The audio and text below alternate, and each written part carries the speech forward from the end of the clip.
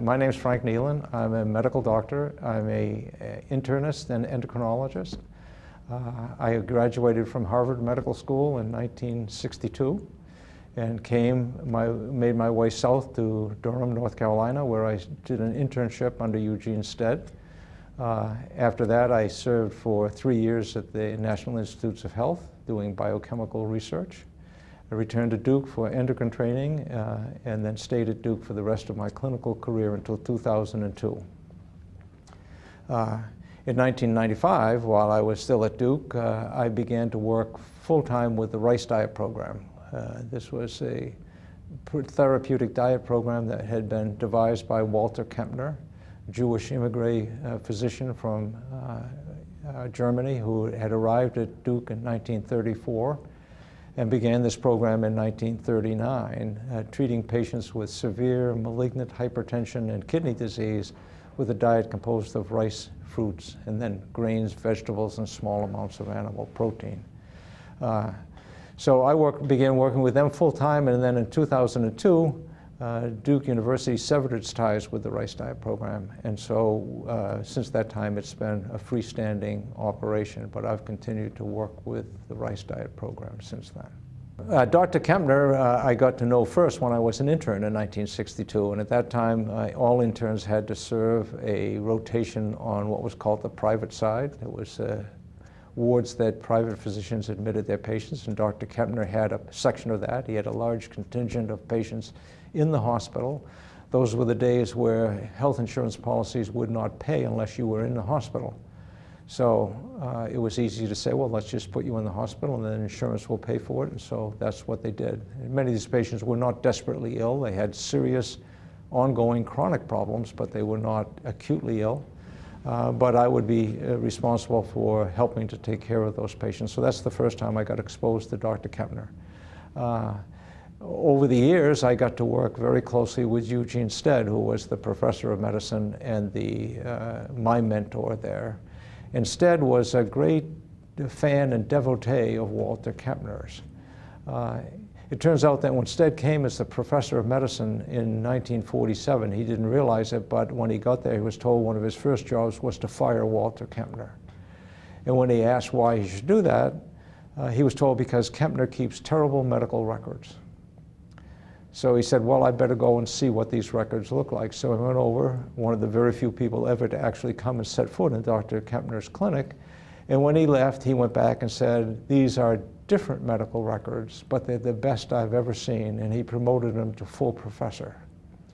And they had a very strong relationship thereafter. And Stead was a great champion of Kempner and his ability to take people with impossible medical problems, for which there were no treatments at the time he started. And malignant hypertension, there were no antihypertensive drugs, none whatsoever, when he started showing that you could actually reverse and undo the damage and have people with essentially a death sentence have it reversed by treatment with this diet, which he called the Rice Diet.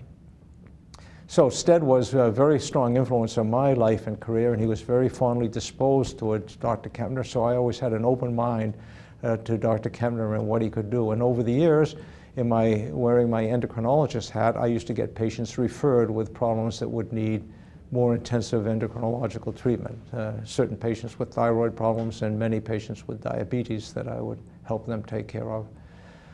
So in 1995, when Duke decided that they were going to go to a managed care system of payment, and I had done that once and decided I never wanted to do it again, I asked Dr. Bob Rosati, who was then in charge of the Rice Diet program, if he would be willing to take another hand at the mill, and he said absolutely, and so I went to work with them full-time in 1995, and then stayed with them when we had our separation from Duke. Well, Dr. Kempner was an extremely knowledgeable and self-possessed man who suffered fools very badly. So if you were not on your toes with Dr. Kempner, he would dismiss you out of hand. But he was a very smart and savvy man who knew a lot of medicine. People forget that, but he was a very competent medical doctor. But he was also trained as a scientist. His training in Germany was with Otto Warburg, who won the Nobel prize for physiology. So when Kempner was recruited in 1934, he was recruited to be the first scientific doctor in the Department of Medicine. All the others were clinicians. Kempner was there to do science. And he began his research studying essentially what is the cellular physiology of kidneys. And he did it by studying kidney slices in vitro. And it was from those studies that he devised the rice diet. So he devised his diet based on really intense scientific scrutiny and consideration of why he would choose a diet that was, you know, by all lights, a strange diet. Twice washed white rice and fruits and fruit juices for the first month or 2 months or 6 months, however long it took to get your problem under control.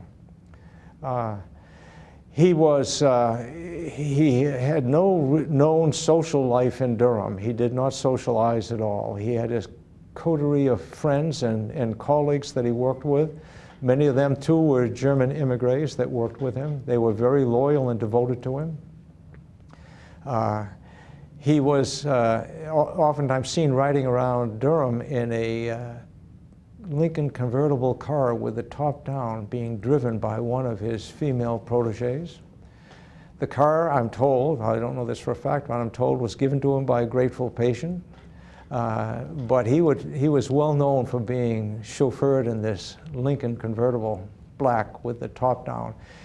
He invariably wore a blue blazer and off-white pants and an off-white shirt every day, although Dr. Rosati tells me that on the Ides of March, he wore black in honor of the death of Julius Caesar. He was a noted scholar of Shakespeare. His sister, in fact, was a legitimate Shakespearean scholar in Germany. And they learned to speak their English early and well because their mother, Dr. Rabinowitz, had been a professor at the Women's Medical College in Philadelphia for many years before she married Kempner's father. So he spoke English with an accent, to be sure, but he spoke English extremely fluently, and his vocabulary was really quite remarkable and right on target. And if you read some of his letters that he wrote to patients, you realize that he had a very masterful command of English and what it could do for you. But he devised this diet. He was, he was amazed at the success he had in treating patients with this fatal disease. In fact, I might go back and say the story about how he began the rice diet was that he was doing this research on his kidney slices and thought he knew what would make sick kidneys work better and healthy kidneys get sick. So when he was making rounds with the students, which he was required to do because of his appointment in the Department of Medicine, he said to them, you know, these stupid North Carolina doctors don't have any idea how to take care of kidney disease. And they said something to him which would be the modern day equivalent: if you're so smart, why don't you show him how to do it? And he decided he would. And so that's when he started the rice diet, was kind of a response, I'm told, to his scold by the students that he was teaching that he really couldn't do it. And he showed, in fact, that it could. He was very fearful when he started the diet because no one knew what would happen to human beings fed only rice and fruit. So he hospitalized patients for prolonged periods of time.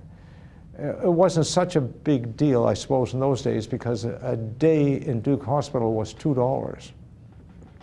But $2 was hard to come by in 1939 in North Carolina, so it probably was a fairly substantial amount of money out of pocket for some people. But he would hospitalize people for days and weeks on end and treat them, and was showed to his surprise people got very much better and did not in general get into serious trouble.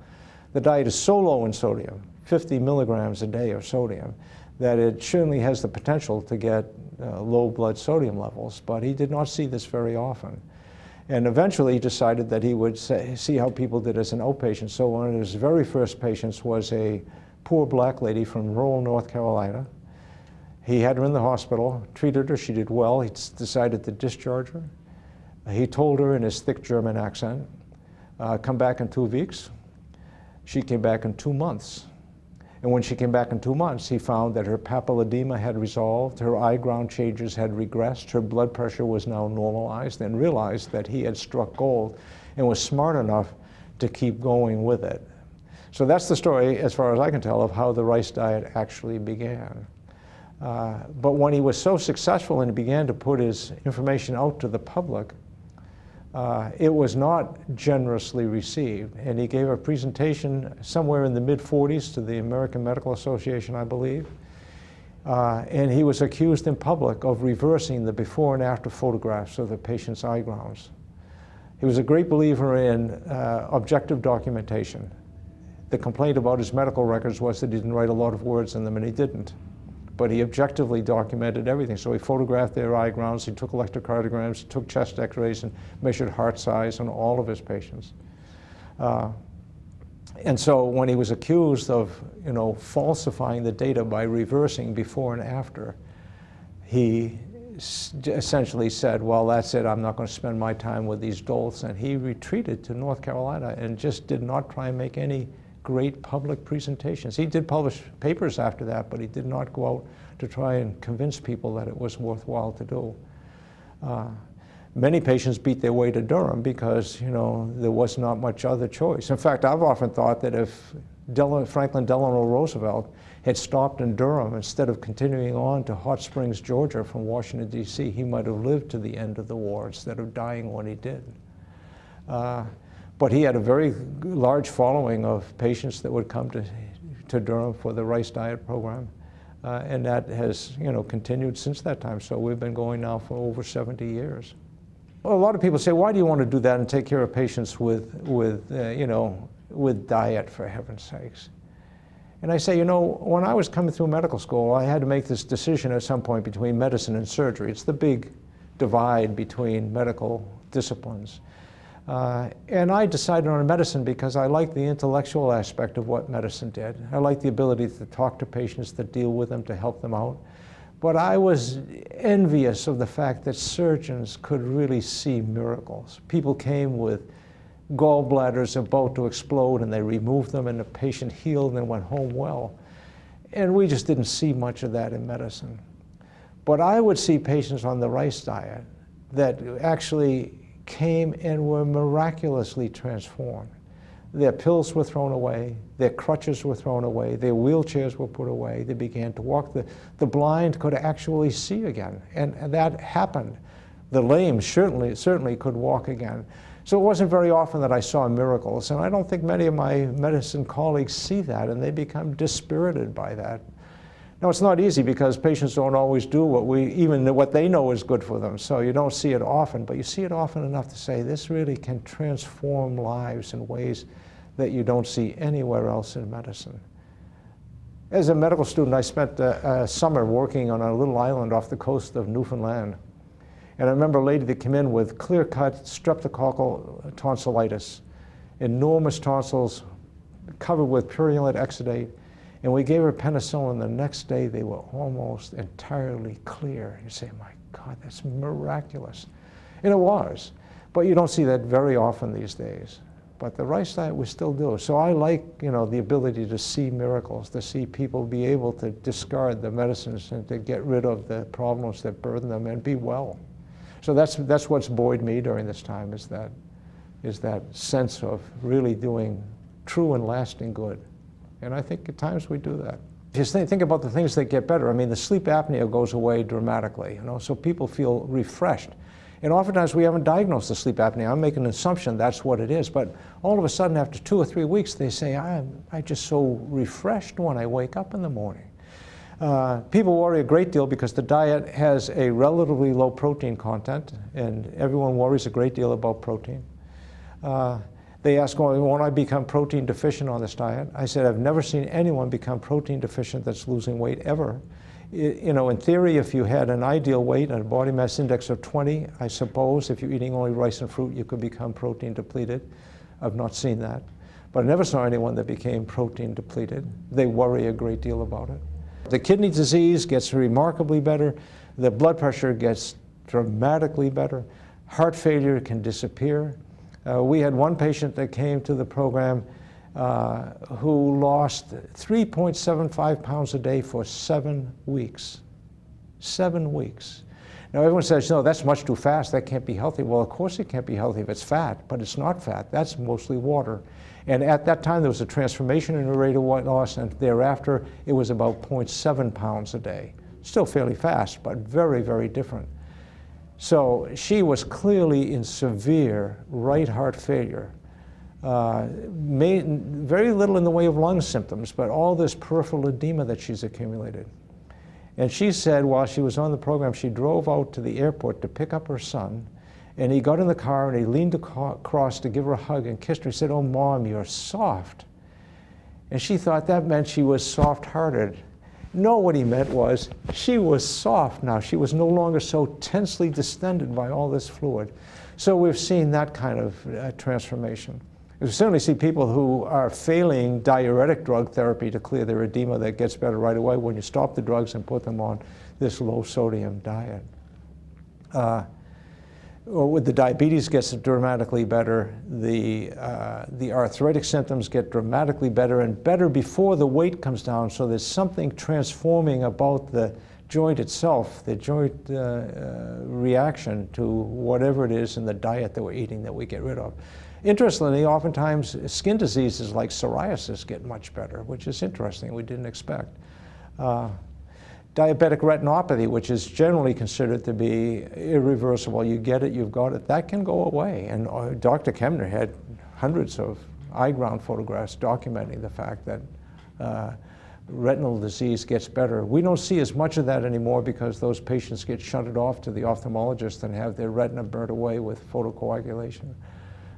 But it certainly can happen. So you see these kind of miraculous transformations of chronic health problems that we deal with. And why did Dr. Kempner choose white rice? Well, his theory was, I want to get the sodium as low as possible. So it was not only just white rice, it was Uncle Ben's long grain white rice, and he rinsed it twice because he wanted sodium to be as low as possible. He looked at the protein content of rice and decided that it was very high quality protein in terms of its amino acid composition. So the rice diet in its fundamental form, rice and fruit, gives about 5% of calories from protein, which is pretty low. But remember, he had people with kidney disease and he wanted to minimize the nitrogen processing burden that the kidney was facing. Now, I must say that in the times I've been at the rice diet, when Dr. Rosati's been in charge, we have in fact offered brown rice, and we do, and we offer wild rice. But white rice still is a major part of the dietary program, and we continue to use it. And people do very well. The diabetics will always worry that this is a high glycemic index, and I think that's true. The glycemic index I am not fond of at all. I think it's a lot of machination of data that's of no great value. If you eat the right amount of anything, your diabetes gets better. The question is, can you get people to eat the right amount of it? But his rationale for the rice, the white rice, was sodium content. Dr. Kempner used to take people and stop their medication almost instantly, and that was done with some trepidation, not on his part, but all the people standing around him, because he absolutely was opposed to having any medication. Now, if they were insulin-taking diabetics, he might, with type 1 diabetes, he would decrease the dose but not stop it entirely, because those people really can't do without it. But virtually every other drug he would stop almost instantly. And most of the patients did extremely well and right away. Coming from a more conservative approach, we've been a little slower. We watch the patient every day. We see them every single day while the duration of the time in Durham. We measure all the variables that seem to be important, their blood parameters if we need to, but especially their sugars, their blood pressure, their weight. And we base our decisions about when to discontinue medicines both based on those kinds of results. But we actually get rid of almost all medicines within a few weeks in almost all of our patients because they get better so much faster. Chronic disease, I tell our patients, with chronic disease like hypertension and diabetes and heart disease, medicines will make you a little less sick if you're lucky, but they will not make you well. Only you can make yourself well. Doctors can't do it. I mean, only the patient can do it. And that's the message that we try and convey to them. I remember one day a patient, when I was out there, soon after I'd started, it was an early Sunday morning, and a patient came to the door and said, "Boy, you people sure are hard to find." I said, "What do you mean?" He said, "Well, I've been up and down Lamont Street looking for the Rice House, and I can't find it." I said, "Well, not been a Rice House on Lamont Street since 1969. He said, "Well, that's when I was here." And this was in 1996 or so.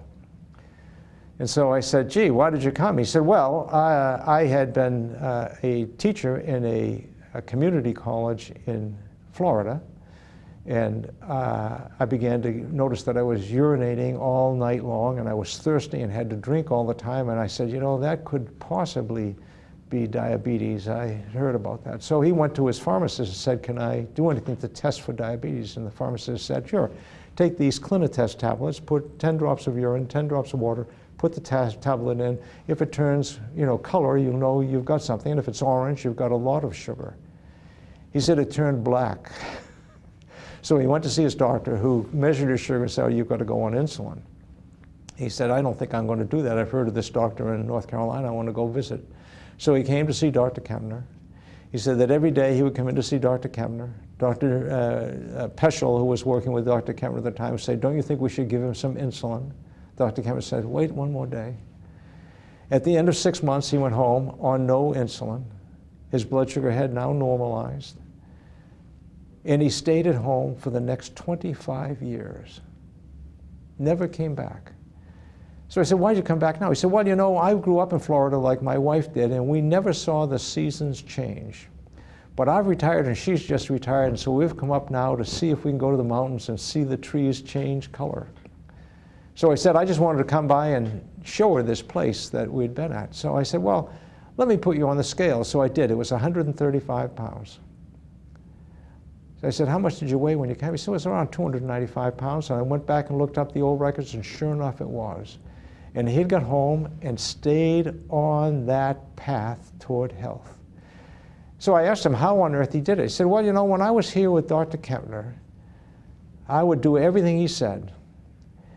And one day I said to Dr. Kempner, 'I did everything you said, and I didn't lose an ounce.' And Dr. Kempner said, 'Well, how much did you walk yesterday?' He said, 'I walked 7 miles and nothing happened.' Kempner said, 'Then walk 8 today.' So he said, I just did that. I went home, and every time I weigh myself, if the weight goes up, I walk 8 miles until it's down."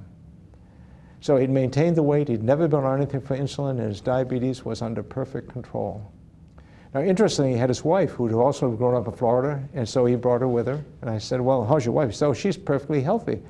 I said, "How's she's done?" He said, "Well, she weighed about 235 pounds when I came home from the rice diet." And I said, "Well, let me put her on the scale." She weighed 112. She just got caught up in his wake and stayed that way. And she'd stayed perfectly healthy. She said, "I go to see doctors, and they say, 'What pills do you take?' And she says, 'I don't take any.' And they say, 'What?' Well, no."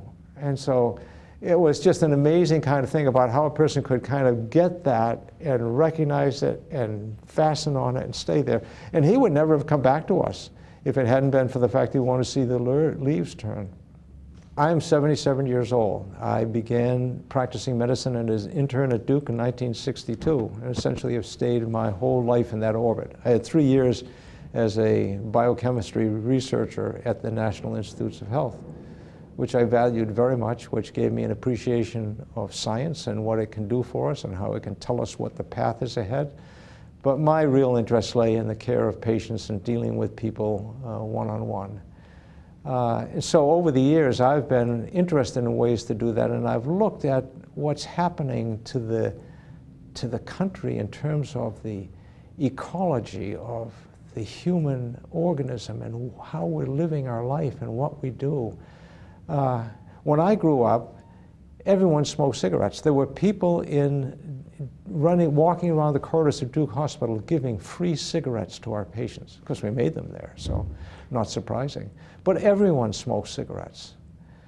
Now, no one in the hospital, you can't even find a match to light a Bunsen burner anymore, because no one smokes cigarettes. We've transformed that. And that's been a really great change, and I'm amazed that we can do it.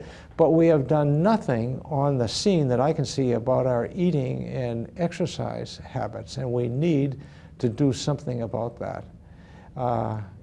So I'm leery that we will be able to make the kinds of changes that need to get made. We're looking now at this new Health Care Act, the Affordable Care Act, Obamacare. I am skeptical that it's going to do what it's supposed to do, because I think that the mechanisms to do that, as far as I can tell, have been kind of dissected out of it.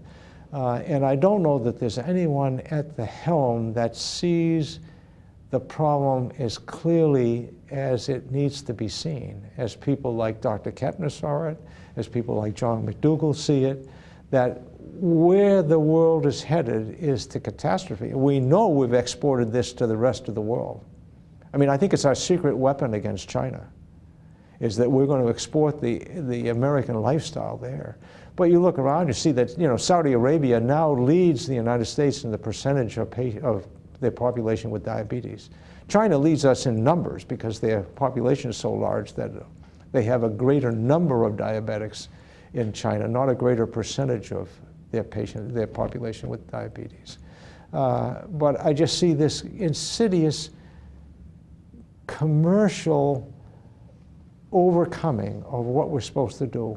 You know, I've always been impressed at looking at these calorie restriction studies, in which, you know, as you know, every animal species that's ever been studied, you know, flatworms, plankton, cats, rats, bats, monkeys now, live longer if they're not allowed to eat as much as they want to eat. Now, most people say, well, calorie restriction makes animals live longer. I think, no, it means that all animals left to their own devices overeat. They push themselves beyond the pale. You can't rely upon inner mechanisms to do it. Now, as far as we know, the monkeys don't get a choice. We know that the rats and bats and cats don't get a choice. Humans, though, appear to be able to have a choice, to make a choice between this present and a future that's obviously careening in on us. And if we could finally find a way to get that message out to people that you can do what Mary Oliver said for us, save the only life you could save. And only the patient can save it. Medicine can't save it. I mean, you know, the data on heart disease, I have a good friend who's just had a coronary revascularization study, you know, a little bit of chest pain, went to the hospital, next thing you know, she's in the hands of the cardiologist, they're putting a stent in her heart. Well, that's good, the pain's gone away. But we know that there is no data whatsoever that says will prolong her life an iota unless she takes charge of what needs to be done. That's the only thing that will do it. So I'm skeptical that we'll see the kind of public health change that we need, because I don't know that there's any great chorus out there, but I'm heartened by the fact that cigarettes have disappeared. I mean, you know, Duke Hospital was built by money given by Mr. Duke, who made most of his money selling electric power to the aluminum company of America, but he made the money to build the hydroelectric dams to make the power selling tobacco. And we have got tobacco off campus. It's gone. You cannot smoke anywhere on the Duke campus now. And that's good. That's a good thing. And so I'm heartened by that. Now, if we can just get McDonald's out of the cafeteria at Duke and begin to think about teaching people a healthy way to live their life, I think that would be the next big hurdle that we have to face. If I had to share with one thing is, you have got your future in your hands. You can do it, but you have to be very, very careful. I once threatened at a time to have a patient eat a diet in which they could eat anything they want, of as much as they want, of anything they wanted, if they would do one thing for me. Eat it all while they were standing on a scales. And no one ever took me up on the offer, because that kind of feedback would be necessary. The problem is it's all delayed. The meal you eat today usually doesn't kill you today. Might tomorrow, but more likely it's going to be next week or next month or next year. And it gets so vague and so diffuse, you can't see that it's really coming up on you. I think that's why doctors get so discouraged about talking to patients about reversing things like diabetes by their lifestyle changes, because they don't see it happen. So in their heart of hearts, They don't believe it can really happen. I once went to a continuing education session by the Endocrine Society. And the professor was talking about the control and treatment of type 2 diabetes. And he presented a patient case, and he said, what can we do for this patient? And so he said, well, we could ask them to eat straw, but no one will do that. So let's talk about the next drug on the line that we could use. Now, he'd said that in a kind of humorous way, but I think in his heart he really believed that no one would eat straw, and that's what you would have to do. And it's that kind of mythologies out there that really distorts the vision of what's possible for young people coming along. So most of our doctors don't believe it can really happen. And as a result, we have not a placebo effect, but a nocebo effect. That is, doing harm by what you believe. So doctors believe it's not going to help. Why bother? Why waste your time? And so they don't give people the advice they need. I heard John McDougall say yesterday, well, why don't we set the bar at the top and tell people, if you want to get healthy, this is what it's going to take. You make the choice. Why don't we at least give them that choice? I think that's a very good piece of advice. Why don't we do that? And when I started off in medicine, when people had a diagnosis of cancer, the doctor, when to see the patient, said, the slide shows you have a few extra mitoses, but we've got some treatment for it, we'll take care of it. Then when he went out and said to the husband, it's hopeless. But we did not tell the patient, you've got cancer and this is what we have to do. Now we put that card on the table. I mean, almost to a brutal extent at times, we put those cards on the table. I don't think we do the same thing with lifestyle, and I think it's because doctors don't really ever see it happen well enough.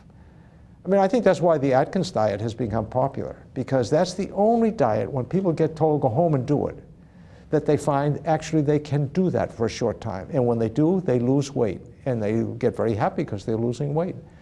Is it a healthy way to lose weight? I happen not to think so, and certainly would not recommend it, but I think they see it happen. They almost never see it when they say, go to the dietitian and learn how to cut 500 calories out of your diet and estimate the size of your hamburger patties, the size of a deck of cards or something like that. It just does not work. And so they never see that there's any result, and they just say, that's hopeless.